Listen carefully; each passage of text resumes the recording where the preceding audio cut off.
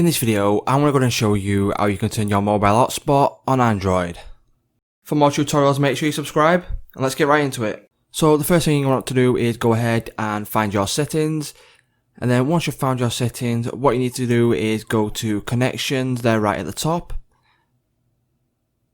And then once you've clicked on connections, what you need to go ahead and do from there is scroll down until you see mobile hotspot and tethering.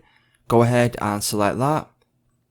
And then once you've selected that, all you need to go ahead and do from here is select this little circle here right at the top next to mobile hotspot, and that will go ahead and enable hotspot.